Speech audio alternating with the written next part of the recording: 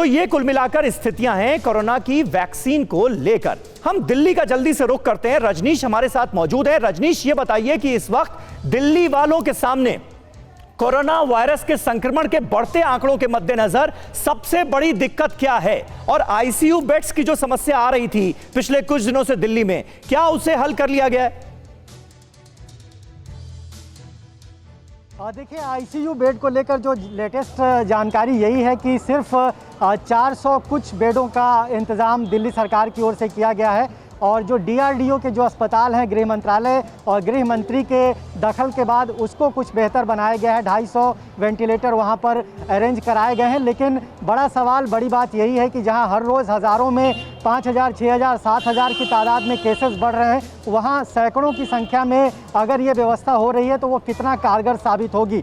दिल्ली वालों के मन में लॉकडाउन को लेकर भी कुछ आशंकाएं बढ़ने लगी है। उनको लगता है कि शायद इस पर कुछ फैसला लिया जाएगा, और उसका जायज़ा हमने लिया इस वक्त नई दिल्ली स्टेशन पे। हालांकि यहाँ पलायन जैसी स्थिति नहीं दिख रही है। जो पूर्व निर्धारित कार्यक्रम थे लोगों के, उसी के तहत यहाँ पर वो यात्रा कर रहे हैं। जी, हम चाहेंगे इसको फुल फ्रेम जरा दिखा दिया जाए। जो कोविड प्रोटोकॉल है उसका पालन हो रहा है। कोविड प्रोटोकॉल का यहाँ पर पालन हो रहा है। थोड़ा भीतर से भी आपको तस्वीर दिखाएंगे।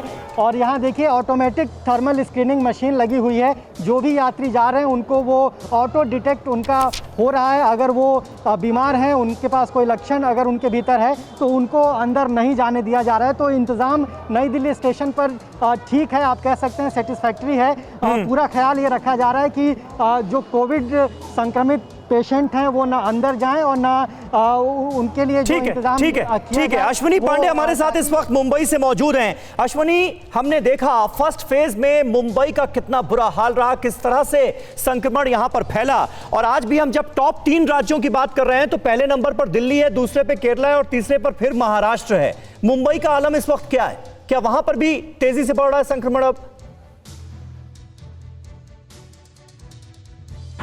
जी बिल्कुल, देखिए, अगर हम पिछले 3 से 4 दिनों के आंकड़ों की बात करें तो जो आंकड़े करीब 400-500 के आसपास रोजाना संक्रमण के आ रहे थे, वो अब अचानक 1000 तक पहुंच चुके हैं। इसी से आप अंदाज़ा लगा सकते हैं कि मुंबई में एक बार फिर से कोरोना का जो दस्तक है वो तेज़ी से जो है दिया है।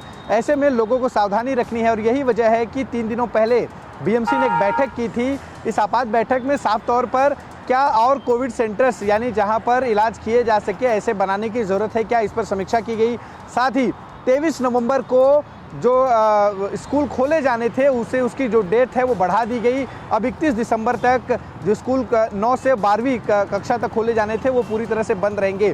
दूसरी लहर की का जो डर है वो साफ तौर पे देखा जा सकता है, और उसके आंकड़े जो उसकी गवाही दे रहे हैं। ऐसे में लोगों को सावधानी बरतनी होगी। अलग फेज वाइज अनलॉक की प्रक्रिया जो महाराष्ट्र में शुरू हुई थी वो तेजी से चल रही थी, लेकिन जैसे ही संक्रमण की स्थिति बढ़ने लगी, इसकी वजह से अनलॉक की प्रक्रिया को फिलहाल रोक दिया गया है। कुछ और चीज़ें जो खोली जानी थी आने वाले दिनों में, उस पर फिलहाल लगाम लगी है। आपको अगर महाराष्ट्र स्तर की बात करें तो करीब 2500 के आसपास पिछले कुछ दिनों तक आंकड़े आ रहे थे, लेकिन पिछले 4-5 दिनों में आंकड़े 5000 के पार चले गए हैं। ऐसे में एक डर है। सावधानी बरतनी ही सबसे ज़्यादा महत्वपूर्ण है। जो सावधानी बरतेंगे तो ही आपका हेल्थ सही रहेगा, अन्यथा कोरोना संक्रमण लोगों के घरों तक फिर से पहुंच सकता है। जी ठीक है, अश्विनी बने रहे हमारे साथ। परवाह देश की, सोमवार से शुक्रवार रात 10 बजे TV9 भारतवर्ष पर।